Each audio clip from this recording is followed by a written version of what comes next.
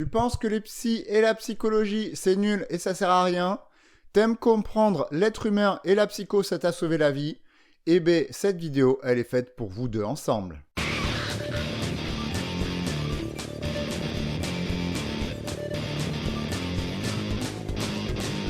Alors, il y a un exercice d'esprit critique que je trouve génial et que j'aime bien appliquer. Quand tu fais ou tu dis quelque chose, tu te dis en même temps quels sont les arguments convaincants qui me montreraient que je fais de la merde. Et des arguments cohérents qui montrent que ma chaîne et mon métier, ils sont un peu nuls, il y en a plein. Donc j'ai fait plusieurs vidéos critiques. Une sur les diagnostics, pour dire que des fois c'est bien, mais des fois c'est nul. Une pour dire que soigner quelqu'un c'était compliqué et malheureusement ça demandait actuellement trop de temps et d'argent. Et une pour dire qu'il y a tellement de gens qui vont mal que même si on crée 3 fois plus de psychiatres et de psychologues, ça suffira jamais. Et donc aujourd'hui, on va voir que lorsqu'on cherche à aller bien ou améliorer la santé mentale d'une population, c'est pas vers les psys qu'il faut aller. Est-ce que tu vas apprendre à soigner l'humanité dans cette vidéo? Non. Est-ce que tu vas apprendre à réfléchir à comment mieux prendre en soin les gens globalement? Ben oui. Évidemment, je précise pour ceux qui ne me connaissent pas que cette vidéo, elle vient pas de mon avis personnel du fin fond de mon cul, mais des chercheurs qui repoussent les limites de nos connaissances sur l'esprit humain. Je tiens aussi à préciser que j'ai vachement procrastiné cette vidéo car je voulais faire quelque chose de bien plus complet, mais comme la conclusion est qu'on peut rien faire tout seul, autant ne pas m'y mettre tout seul, et qu'en plus, j'ai vu récemment des experts en santé mentale se dire épuisés que tout le monde s'en fout de la santé mentale. Certains psys dire partir en croisade avec leurs idées. D'autres se dire être magnifiques, psy qui règle tout en 2 semaines. Donc je me suis dit, oula putain, va falloir que les gens y descendent un peu. Ce qui m'a motivé, parce que le côté psy dans la vie, c'est pas l'alpha et l'oméga de la santé mentale. Et comme on n'est pas des vieux psychanalystes bourgeois sur la chaîne, au lieu de dire gna gna gna, les gens ils sont trop dans l'immédiateté, ils veulent pas réfléchir, eh bien on va plutôt réfléchir à pourquoi les gens ça les intéresse pas de réfléchir avec la psycho.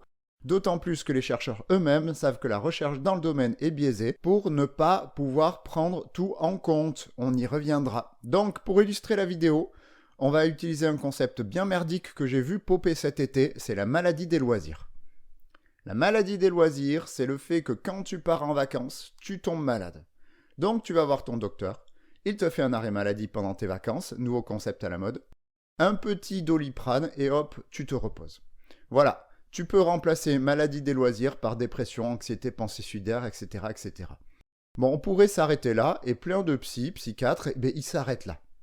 Sauf que si tu checkes les études, et que tu essaies de comprendre pourquoi les gens ils ont la maladie des loisirs, mais en fait, tu vois qu'avant, ils ont une vie avec plein de stress, du coup, que leur corps, dès qu'il relâche la pression, il y a une baisse des défenses immunitaires, donc maladie. Donc, c'est pas les loisirs qui causent la maladie qui sont problématiques, c'est les conditions de vie antérieures à la personne. Donc, en fait, si cette personne, elle voulait vraiment prendre soin de sa santé mentale, elle devrait déjà changer cette partie de sa vie. Sauf que si tu lui dis de se déstresser, de faire des petits exercices de méditation, d'aller voir un psy, elle va te balancer à raison. Ouais, mais mes 4 gosses, je les laisse tomber ou quoi? Et mon fric, si je réduis le travail, comment je fais pour mon fric? Et là, les psys et le psychiatre, il est bien dans la merde. Tu peux appliquer cette logique à plein de troubles psy. Les troubles psy sont une conséquence de problèmes antérieurs. On pourrait même aller plus loin et dire que plein de troubles psy ne sont pas des troubles ou des maladies, ce seraient des réactions normales à des problèmes concrets auxquels tu ne trouves pas d'issue, problèmes plus ou moins conscients. Tu sais pas comment vivre avec l'idée que tu vas mourir, dans ce cas, ton hypocondrie est normale. Tu t'es fait violer 10 fois, normal d'être hyper vigilant à toutes les personnes qui passent. Bref, là, le shift mental que je te demande de faire, c'est alors de ne pas faire partir la santé mentale de là, mais de là. Et ça, déjà, ce shift, c'est pas la spécialité de plein de psy et de la psychiatrie. D'autant plus que, comme dans la vidéo précédente, on voit que le système médical et psychiatrique peut être encore plus violent et créer encore plus de problèmes. Alors, évidemment, je nuance, il y a des pathologies qui échappent un peu à cette idée, comme les maladies génétiques qui ont des conséquences psy, puisque c'est des problèmes d'ordre très biologique, donc pas forcément liés à ton environnement. Mais par contre, le fait que cette personne va bien vivre ou pas avec sa maladie génétique va rentrer effectivement dans cette idée. Si on prend par exemple la schizophrénie qui a un côté très héréditaire, les meilleures thérapies, c'est les thérapies familiales, donc l'environnement de la personne qui change pour qu'elle vive mieux avec sa maladie. Bon, et des médicaments aussi pour le stabiliser. Donc, des chercheurs, ils ont cherché à comment on aidait les gens en prenant en compte tout cela, Et je vais utiliser le schéma d'un de mes préférés, Monsieur Guérin, parce qu'en fait, il est très simple à lire. Bon, il est en anglais, mais il est très simple à lire. On va suivre le schéma en ordre pour comprendre comment aider les gens et où les psys ont un rôle. Et tu vas voir, on va faire des détours sur plein d'implications politiques et philosophiques potentielles pour ceux qui aiment faire des liens. Mais d'abord, on va faire le schéma rapide pour ceux qui n'ont pas le temps parce que leur esprit vise ailleurs. Et après, on va ouvrir les débats. Donc, premier point, si les gens vont mal, c'est qu'ils ont un problème. Et ce problème, ce n'est pas la dépression ou la maladie de loisir, mais un problème plus concret. Et ces problèmes qu'un être humain peut avoir qui va flinguer sa santé mentale, il y en a autant de types que de gens existent sur Terre. Prenons la dépression. Elle peut être créée par des problèmes très pragmatiques, comme l'ado dépressif qui ne sait pas se faire des amis, ou se trouver quelqu'un pour faire des bisous sur la bouche, comme aussi la personne dépressive parce qu'elle n'arrive pas à offrir à sa famille une vie décente. On peut aussi avoir des problèmes d'adaptation. Comment on fait quand on perd sa jambe? Comment on se fait un réseau social quand on déménage? On ne sait pas forcément, et ça peut mener à la dépression. On peut avoir des problèmes plus existentiels, genre je suis censé faire quoi de ma vie ou comment vivre alors que le monde y va brûler. Et puis tu as des problèmes vraiment chelous que je crois que quasi que les psys croisent, mais qui foutent bien la vie, qui foutent bien la merde dans la vie des gens. Genre comment vivre avec ce père que j'aime si fort mais que j'ai aussi envie de tuer parce qu'il m'a violé. Et vas-y, pour trouver une réponse à la personne, la dépression c'est un peu normal. Bref, la dépression elle est fréquente dans une population. Et dans plein de populations du monde entier, car elle apparaît dès que tu ne trouves pas une réponse à un problème concret et que tu te sens impuissant, ou qu'on t'enlève des moyens de gérer ta vie et qu'on te rend donc plus impuissant. Donc si on veut baisser le nombre de dépressifs, réglons les problèmes avant que la personne sombre, ou offrons-lui des solutions avant qu'elle sombre. Et donc, les psys vont-ils tout régler? Non, parce que là tu comprends direct que ça voudrait dire qu'un psy dans sa formation, il a la solution à tous les problèmes, s'il veut gérer une population entière. Bon, il y a des psys qui croient l'avoir, mais moi je peux te dire que non. Bref, gérer la santé mentale, c'est régler des problèmes concrets avant même que les gens aient le temps de développer un problème mental, et ça nécessite une bonne partie de l'humanité, les psys y arriveront jamais. J'avais déjà pas mal développé ça dans ma vidéo précédente et dans mes 2 super livres, un sur la société occidentale, l'autre sur le bonheur. Et je continue à faire la pub de ces livres car je ne me suis pas fait chier à les écrire pour rien. Deuxième point, ok, on a commencé à aider la personne et on comprend son problème, mais pour l'aider au mieux, on a besoin de comprendre l'environnement dans lequel elle vit cette personne. Parce que tu comprendras que si quelqu'un va mal de ne pas trouver l'amour, ça va pas être la même si c'est une quinquagénaire paumée dans la Creuse ou une personne homosexuelle dans une famille religieuse intégriste. Ce qui fait que prendre en soin la santé mentale nécessiterait de s'adapter au contexte de la personne. On ne peut pas faire de grands plans et de protocoles sur comment gérer la dépression en 10 étapes dans tout un pays et qui marchera sur tout le monde. Alors, il y aurait 2 éléments de contexte super importants à prendre en compte pour la santé mentale. Le premier, c'est les proches. Qui est là pour la personne? Comment ces personnes la traitent? Ces personnes sont-elles des boulets ou des ressources? Quels effets ont ces personnes sur la personne avec un problème? J'ai pas trop le temps d'en parler. J'avais juste esquissé la question dans la vidéo sur l'estime de soi. Mais les gens autour de toi, ils modifient énormément ta façon de voir la vie, ton comportement ou tes pensées. Des fois, tu as la flemme. Il suffit d'une personne à côté de toi et tout est plus facile.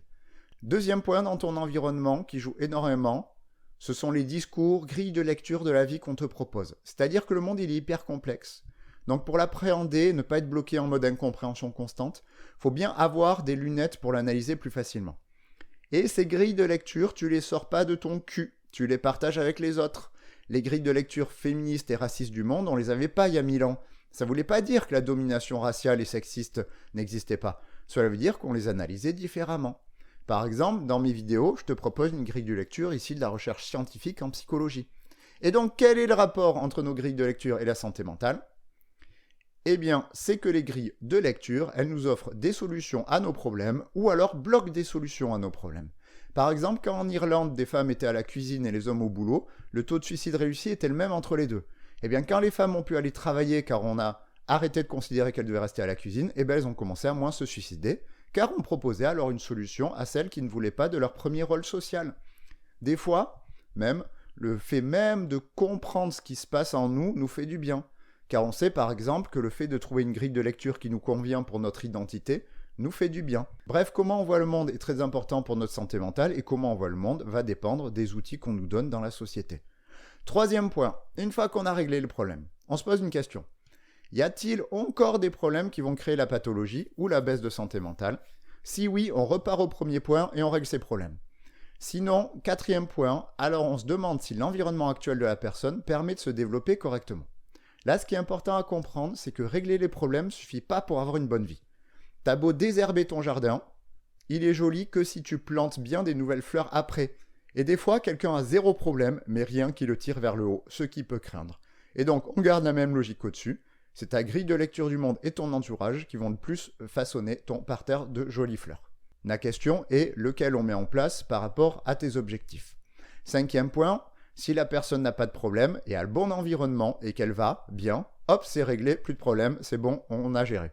Et si elle va pas bien et que la souffrance est toujours là, eh bien c'est là que les psys et le système médical auraient sa place. Alors comment ça se fait que tu peux aller mal alors que tout est censé aller bien? Eh bien des fois, tu as des problèmes d'ordre fortement biologique, comme le syndrome prémenstruel, ou malgré une vie parfaite, on peut en chier, ou comme la dépression saisonnière. Ou alors parfois, les comportements que tu as appris quand tu étais dans la merde continuent à exister et à t'emmerder. Par exemple, tu as appris enfant que devant tes parents violents, tu ne valais rien et qu'il fallait se soumettre. Maintenant, tout coule dans ta vie, mais tu gardes ce programme en toi. Et du coup, ça te fait chier parce que tu arrives un peu moins à profiter des relations sociales de gens qui t'aiment. Et là, c'est vrai que pour gérer ce problème, il y a plein de thérapies qui proposent de l'aide. Donc, si on suit Guérin, prendre soin de la santé mentale des gens, c'est d'abord prendre soin de problèmes très concrets auxquels l'être humain est confronté et en créant un environnement dans lequel celui-ci peut trouver les outils et des personnes pour construire sa vie correctement. Et dans ce cadre-là, le système médical, il permettrait d'identifier et gérer les gens qui se sentent toujours mal à la fin du processus. Donc le schéma, il ne donne pas de solution, il t'en donne pas, là tu vas pas savoir comment gérer ta santé mentale. Mais il te dit que les solutions qu'on a pour gérer la santé mentale doivent être bien plus larges que celles proposées par le système médical qui se cale seulement sur ça. Et que du coup, le rôle de chaque être humain dans la santé de tous est bien plus important que l'on pense aux premiers abords. Puisqu'au final, rien que le fait que tu accueilles quelqu'un qui arrive dans la salle de sport peut l'empêcher de rentrer dans un cycle de timidité qui le rendra dépressif dans 2 ans. Et là, on a un très gros problème de la recherche, quand on a surtout étudié les gens quand ils en sont arrivés là. On étudie beaucoup moins les gens qui arrivent à s'en sortir à ce niveau-là. Du coup, quand on te dit, bah ouais, t'es dépressif, faut faire cette thérapie dont les résultats sont fiables scientifiquement, moi je suis hyper ok avec le conseil. Mais il faut savoir que c'est un conseil qui ne prend en compte qu'une partie de la réalité de la personne, due au manque de recherche de tout ce qui se passe ici. Et il faut tenir en compte que des fois, les psys, ils font partie du problème. Parce qu'il y en a des cons quand même dans le tas. Hein. Alors, le monde étant pas idéal, souvent quand un psy reçoit quelqu'un, il se retrouve avec tout dans la gueule. Et donc, plein de problèmes qui n'ont rien à voir avec ses compétences de base. Et puis des fois, en plus, trouver le bon problème, pas facile. Bref, en réalité, c'est beaucoup plus le bordel que ce que je t'ai montré dans le schéma et tout se confond un peu. En plus, j'exagère en disant que ça sert à rien le médical parce que des fois, c'est le fait d'en arriver là qui te fait te rendre compte que tu as des problèmes là-dedans. Mais bon, ça c'était le résumé du schéma pour apprendre à réfléchir sans les psys. Tu l'as si tu veux, t'as la référence. Et par contre, si tu veux les ouvertures et le bordel complet sur ce schéma, on est parti parce que là, on va avoir un peu les implications de ce schéma sur ce qu'on fait pour la santé mentale des gens. Alors, le premier point, alors déjà, c'était mon point principal pour dire que les psys sauveront pas le monde. C'est le fait que le taux de problèmes que l'on rencontre dans une vie qui peut flinguer notre santé mentale, il est absolument immense. Et qu'en plus, ces problèmes, ils vont dépendre de variables à des niveaux sur lesquels t'as aucun putain de levier. En plus, des fois, c'est insidieux. Comment tu peux savoir, ado, que le fait que tes horaires de collège décidés par des vieux de 60 ans, ça va descendre tes perfs scolaires et ta santé. Eh bien, tu le sais pas et tu te contentes de subir. Mais ça, la masse de problèmes qui vont créer la santé mentale, j'en ai parlé beaucoup dans la première vidéo sur le sujet, dans mes 2 super livres et dans toutes mes vidéos, donc je vais pas trop insister. Mais en gros, la santé mentale, c'est une grosse bataille au niveau de la société pour bloquer les emmerdes qui vont flinguer la santé mentale. Parce que si tu reprends le schéma, ok, les êtres humains cherchent à ne pas avoir d'emmerdes, mais dans ce cas, on pourrait bloquer ce qui peut causer des problèmes. Ça serait le plus simple. Genre, pour éviter d'avoir à traiter des stress post-traumatiques, peut-être qu'il faudrait arrêter les gens qui veulent écraser et démunier les autres ou les agresser. Mais là, on arrive au domaine du politique, de la société et des lois qui vont plus ou moins flinguer les gens. Et la vidéo, elle va partir vraiment tout loin sur le sujet et surtout que je commence à pas maîtriser. Bref, je vais pas refaire le discours une deuxième fois parce que j'ai déjà fait plein de fois, mais sache qu'à la base, le questionnement sur la santé mentale, ce serait peut-être de bloquer les facteurs qui font qu'une personne va mal avant même qu'elle aille mal. Mais ça, t'as dû le sentir dans plein de vidéos, donc je passe à la suite. Donc là, on a pas mal de points à discuter, puisque du coup, en fait, il y a plein de sujets dont j'ai jamais parlé. Donc, on va avoir 3 points sur ce deuxième point. Donc, première implication de ce deuxième point sur les grilles de lecture et notre entourage. Déjà, c'est comment on décide qu'une grille de lecture, elle est bonne pour l'humanité, ou pas. Haha, grosse question, et je pense que plein de gens n'auront pas du tout la même réponse. Par exemple, je vais prendre mon cas personnel. Je trie les grilles en fonction de 2 critères dans mon boulot et dans les vidéos. Et dans les vies privées, c'est complètement différent. Dans ces vidéos, par exemple, je trie en fonction de quelle grille pousse le bien-être humain au maximum et lesquelles sont les plus fiables au niveau scientifique. Voilà ce que j'essaie de faire sur la chaîne. Mais les gens, ils ont tout à fait le droit d'avoir d'autres critères qui vont leur faire trier quelles grilles sont bonnes ou pas. Et donc, premier gros débat philosophique, c'est quelle vision du monde est bénéfique à l'humanité ou pas. Ce qui donne des frictions. Par exemple, j'ai du mal avec les gens qui bâchent bêtement la religion en boucle. Parce qu'ils pensent que vraiment c'est de la grosse merde et qu'en gros, il faut s'en débarrasser de ces grilles de lecture. Alors que si je prends les études, c'est vrai que se taper des enfants de cœur ou marier des gamines à 9 ans, ça tire franchement pas la santé des gens vers le haut. Par contre, il y a plein de croyants qui sont moins dépressifs, supportent mieux le deuil, ont une meilleure hygiène de vie que des non-croyants. Du coup, pour moi, si je suis ma grille de lecture, il y a le bon prêtre et le mauvais prêtre. Et perso, quand une personne religieuse a besoin de moi, mon réflexe, c'est pas de lui dire non mais Dieu c'est pas prouvé scientifiquement parce qu'on s'en fout. Ma question c'est de lui dire est-ce que dans ta grille de lecture religieuse, t'as pas des solutions qui sont proposées à ton problème qui vont faire que la thérapie va être plus rapide parce qu'on saura où aller et qu'est-ce qu'il faut que je fasse pour t'aider. Parce qu'en fait, t'as plein de pans de la recherche qui expliquent pourquoi des croyants vont mieux. Bref, c'est pour te dire que c'était une vidéo critique, donc il me paraissait important de te montrer que même mes positionnements ne sont pas forcément partageables par tout le monde, et ce n'est pas grave car mes grilles de lecture ne répondent pas à tous les problèmes de l'humanité. La recherche, elle passe à côté de millions de problèmes que peut rencontrer une personne dans sa vie. Donc, deuxième implication sur les grilles de lecture, c'est que ça sert à rien de bâcher constamment une grille de lecture si t'es pas foutu de fournir une alternative si on prend ce schéma. Exemple sur cette chaîne.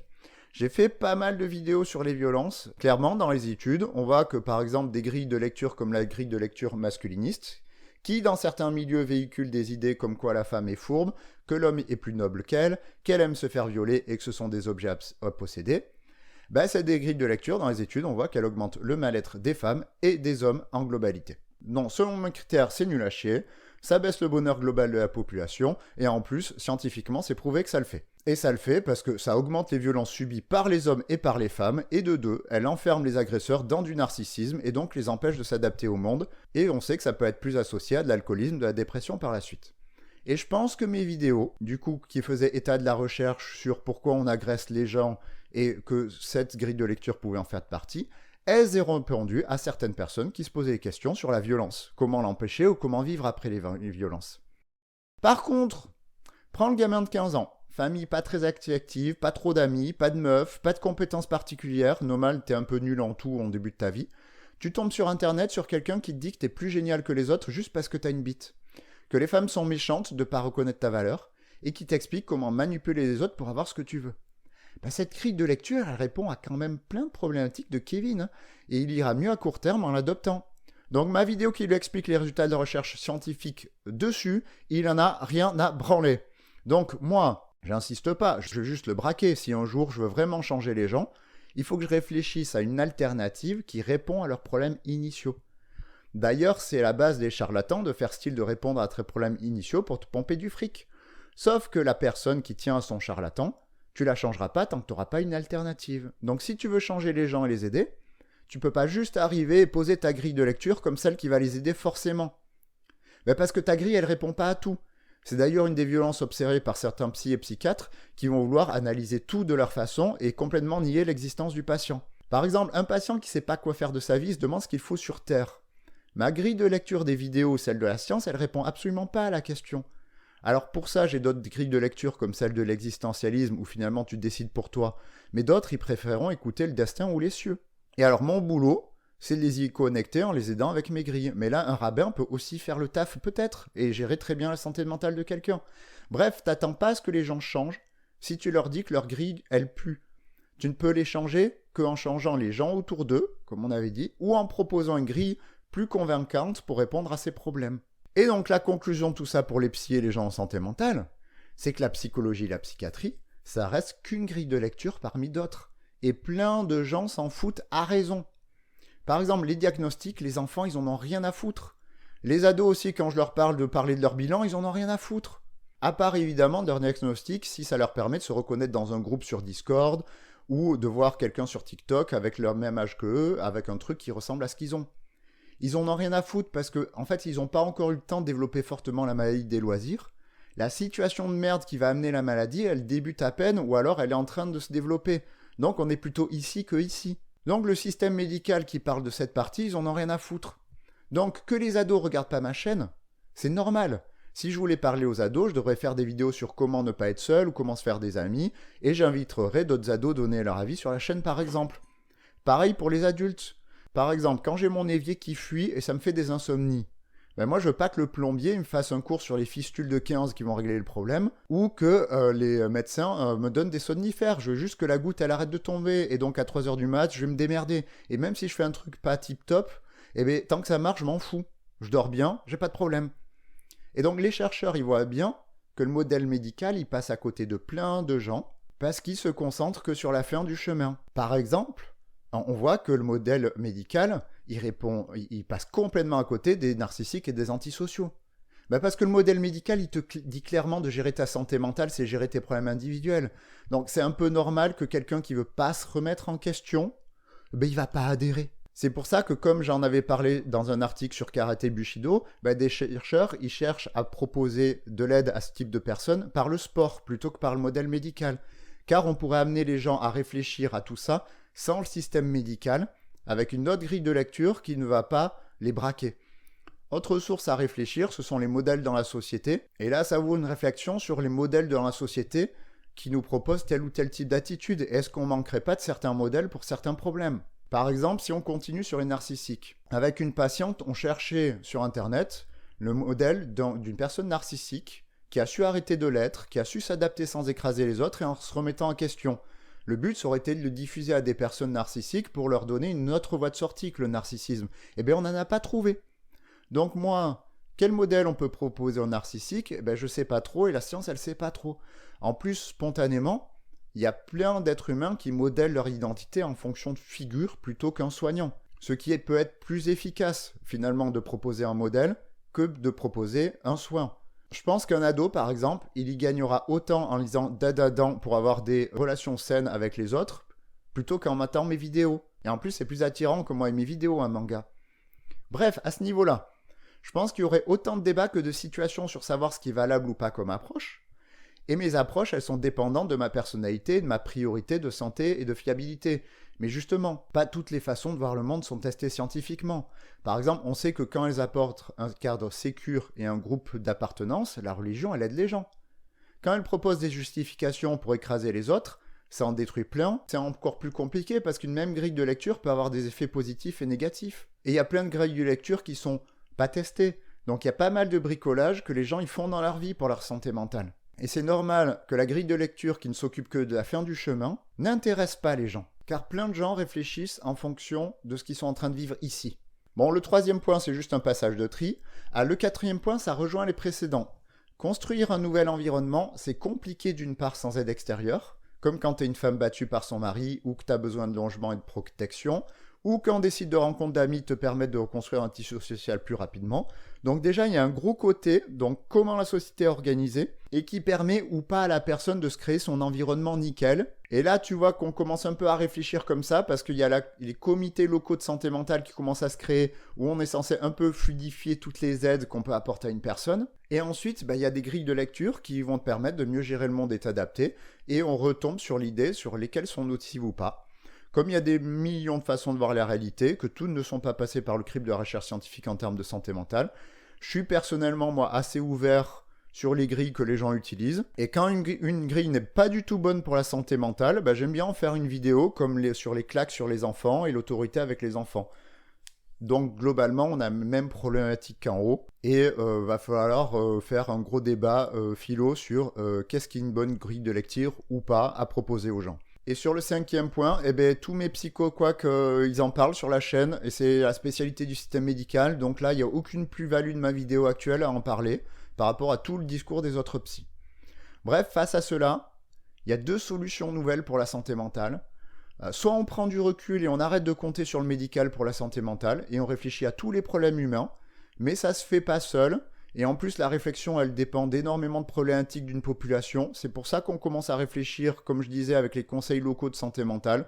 Soit on dilue le psy dans la société, pour qu'il sorte de son cabinet et apporte ses connaissances à tout le monde sur le quotidien, comme par exemple quand pour diminuer l'insécurité et la délinquance, on fait passer une infirmière ou un psy dans les familles de gens défavorisés parce qu'on a remarqué que une petite aide à l'éducation de temps en temps, quelques petits conseils, ça réduisait vachement les risques de délinquance par la suite. Bref, j'aurais pu faire une vidéo avec tous les types de solutions pour plein de cases, mais bon, suis-je capable de résumer en une vidéo les maux de l'humanité ? Clairement pas. Donc voilà, juste ce petit système de pensée pour qu'on réfléchisse autrement à la santé mentale. Alors c'est vrai que du coup, je suis en train de dire que mes vidéos, elles n'auront jamais trop d'incidence dans la vie des gens et qu'il faudrait mieux se préoccuper d'autre chose, mais c'est pas grave, j'avais dit que le but de la chaîne, c'était d'essayer d'être le plus à la pointe de certains sujets psy, et donc être à la pointe, ça veut dire aussi se renseigner sur toutes les limitations d'une démarche actuelle et l'améliorer. Voilà, bonne journée.